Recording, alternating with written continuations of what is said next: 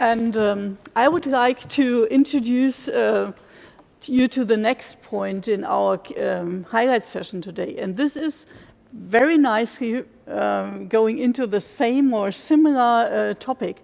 We will talk about the microbe of the year 2021 now. And I would like to ask Christian Jogler to join me here on stage. Christian is at the University of Jena, and he's here as a representative of the VAAM group that selects, chooses, and communicates on the microbe of the year. Christian, please. Many thanks for having me here today.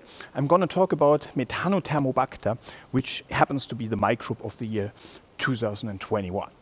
It was first discovered in 1972 in Illinois in fermenting sludge. And it's a strict anaerobic microbe, so it avoids oxygen, and it likes it really hot. So it grows at 65 degrees Celsius up to 75 degrees. To make a living, it only needs hydrogen and carbon dioxide plus a few trace elements. It looks pretty much like a bacterium. This is why it was first named Methanobacterium and only later acknowledged to be an archaeon and then renamed into Methanotamobacta. A lot of different species exist, as this is a genus name, such as Thermoautotrophicus or Marburgiensis. The latter one was recently sequenced, or in 2010 sequenced, by Rudolf Tauer's lab, and it turned out to have a genome size of only 1.75 megabase pairs. So a rather small genome required in order to make such important process known as methanogenesis. What is methanogenesis? You can imagine that we have a lot of complex polymers, like leaves falling from the trees in autumn, like complex proteins, polysaccharides, etc. And those are subject to degradation by mostly aerobic microbes. And those degrade them into monomers, and the monomers are then subject to primary and secondary fermentation by anaerobic microbes. And those fermentation products, besides others, include hydrogen and carbon dioxide. The carbon dioxide in the process of methanogenesis serves as a terminal electron acceptor, so it is reduced to methane. And the hydrogen serves as an electron donor.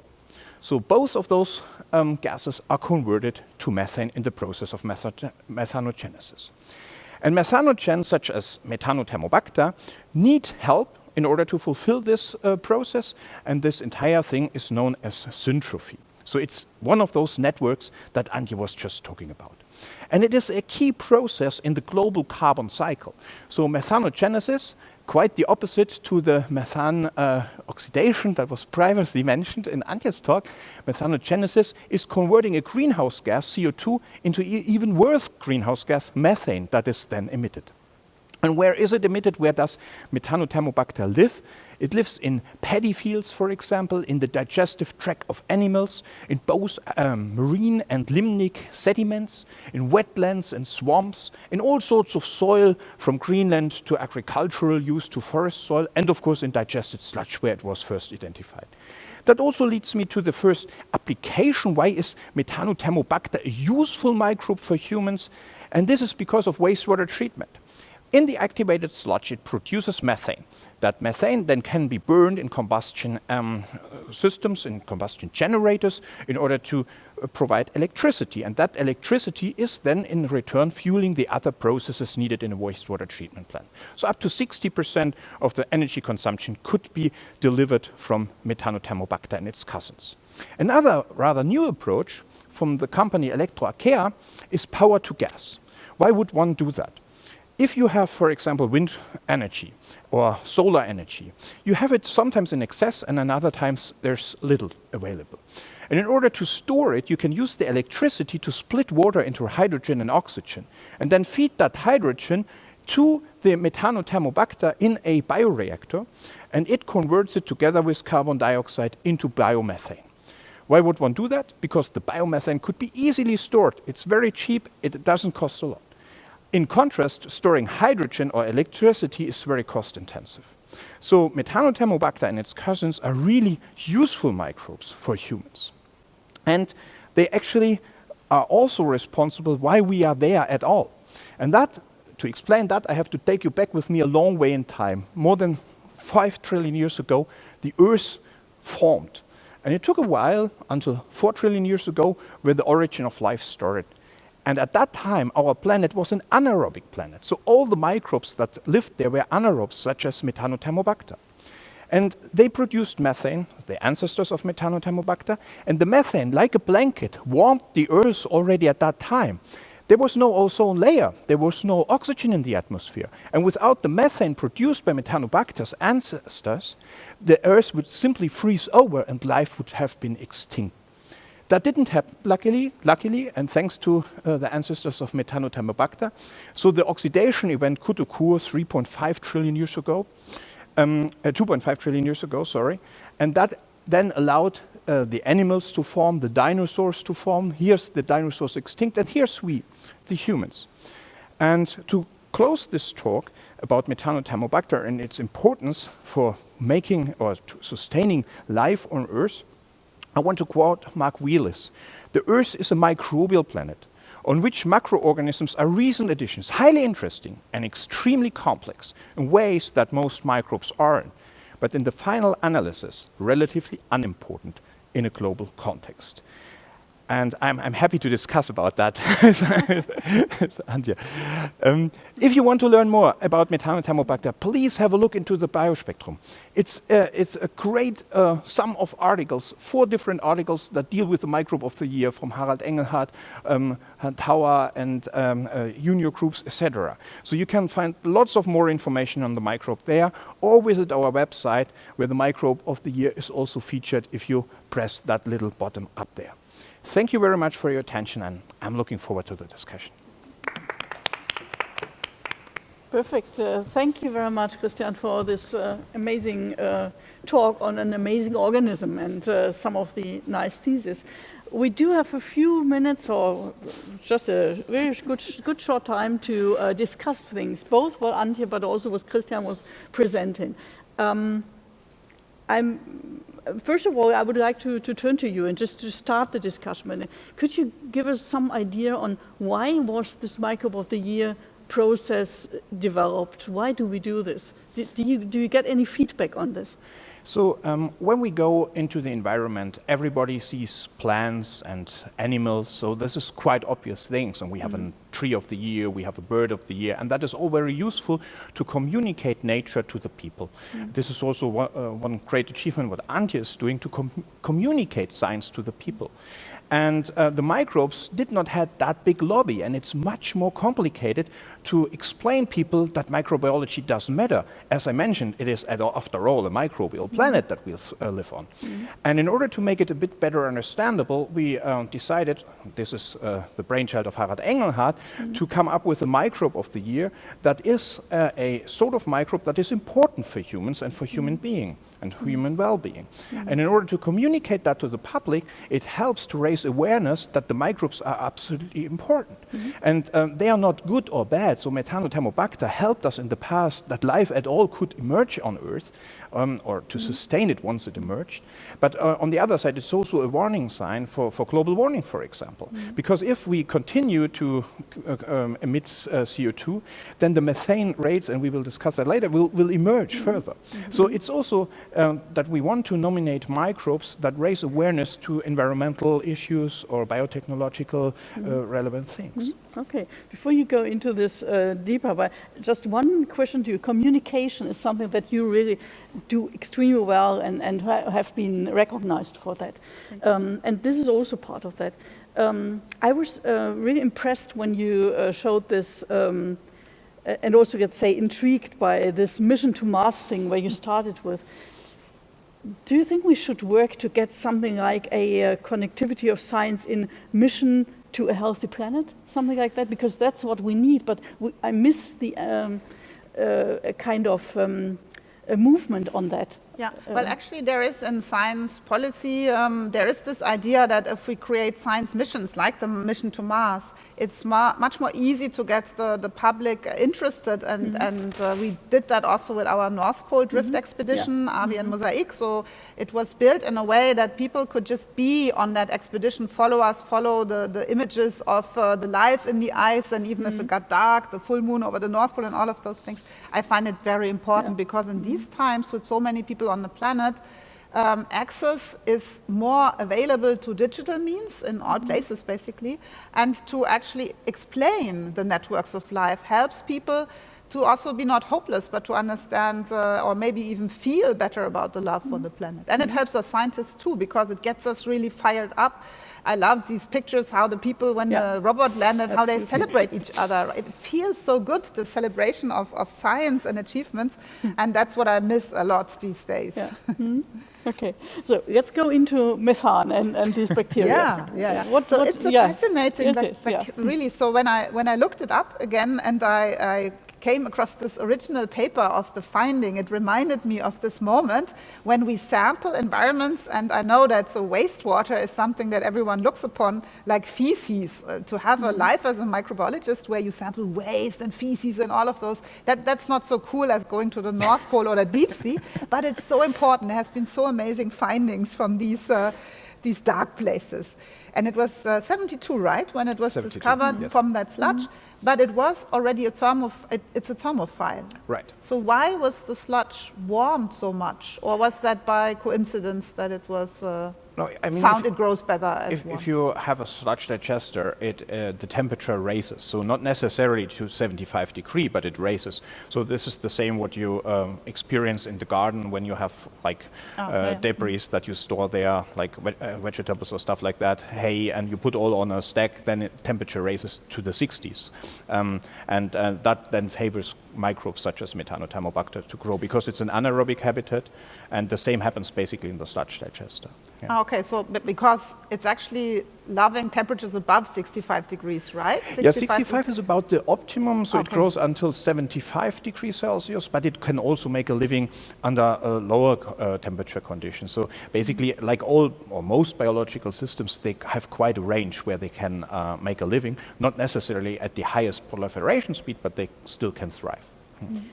And the most amazing that I found was the immense densities to which the cells can grow. So they seem to be painless when it comes to being stuck with a lot of themselves in a small vessel. I entirely agree, and that was in particular a surprise to me, at least being more on the bacterial side, that archaea, that I always imagined as a sort of organism that grows only to very tiny densities that you can barely see. So when you look at some axenic archaeal cultures, you can even see no turbidity at all, and this is a culture, yeah. And then Methanothermobacter that grows to such high cell densities. That is, of course, then again also a thing that is of interest for biotechnological applications, like that power-to-gas thing. So the microbe that does the bad greenhouse gas can actually be used as a healthy microbe to help us to store our green energy in the future, hopefully. Mm-hmm. Yeah, that was amazing what you showed, these bioreactors that make gas, but if we would imagine that this would be our future energy, it's super expensive still, right? Do you know exactly how this comes out? It is expensive. So there's only one plant, as far as I know, from the company run in Denmark today. But storage of hydrogen or of electricity as such is also very expensive. So and also has environmental issues. For example, if you store electricity in a battery, the battery needs rare earth elements. They are manufactured under critical environmental conditions, etc. So this also comes with a lot of costs and issues. If you want to store hydrogen, you cannot store that ultimately because the hydrogen will make its way through any material. So basically you're leaking that hydrogen all the time. So this is also a very costly thing.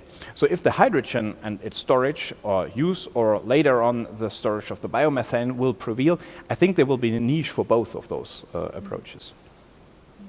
That's really cool to think that they could probably help us into the future, but it will be hard, of course. Yeah. But Antje, I totally agree with you that sampling in the ocean is a bit more appealing than sampling in a digestive sludge reactor. I agree with you because I've also done both, and I prefer the diving. But the microbiology in wastewater treatment plants is just such amazing, and in terms of elementary cycles, be it like nitrogen or carbon cycles, that there's a lot of interesting stuff still to discover. I think to learn more about the networks, of course, it's the easiest to go first where there is a density of that you can even see. So the microbial mats that we know of that also seem to be an original form of life, microbial associations. All of this is really wonderful. But I'm still sometimes frustrated how little we can describe, assess, and measure these interactions of microbes. I mean, also this one lives in a network. It can do its business because there are other fermenting and doing all kinds of things. Because the hydrogen needs to come from someplace, right? You're absolutely right. This is totally true. And I'm not saying that just because I'm the professor of microbial interactions. But in fact, this happens to be a key question in the future. In particular, if we think of processes introduced by humans, like if you increase the global temperature, how do those networks react? So if you just look at this one organism in an axenic culture in the lab, it might be totally misleading, as you pointed out. So it's all about those networks and the interactions driven sometimes by small molecules that needs to be studied further. And I also am intrigued that we almost know more about the Mars now, which is great. Don't get me wrong, it's an awesome mission, than about the seafloor, right? So, yeah. So how are you going about if you want to understand the networks down deep sea? I mean, this is even more difficult than going into a sludge. Yeah, so basically we try to do that by global sampling projects where we try to find out are networks more than just a coincidental assemblage of microbes. With all the high-tech sequencing, you can do that. So we have recently finished a big project where we sampled all kinds of methane seeps and then compared each sample. Do we find the same species, the same taxa at the core of the networks? We do that by microbial network analysis. So network analysis, computational access to those data help, of course. And so Emil Ruff, I think he's also part of the VAAM. Hi, Emil, if you're already here. Then he did a fantastic work where he tried to find out, can we reduce this idea of a diversity to a couple of core taxa that we practically always have? And what are their next network partners that they always carry around with them? And so that's how you describe. Kind of core network. Exactly, a core network. And once you know this, you can, for each knot on that network, you can also describe the bodies they have and the bodies they have. And so you can depict a global network of microbes, but at the core are a few taxa that basically rule a certain biogeochemical process. And those kinds of works were done also by the Tara mission, for example, finding out that there are few taxa out there in the ocean that appear basically everywhere and have their different networks, and very often temperature is a decisive factor. Temperature and the organic matter load are two decisive factors determining network composition. What other factors have you found when you study interaction?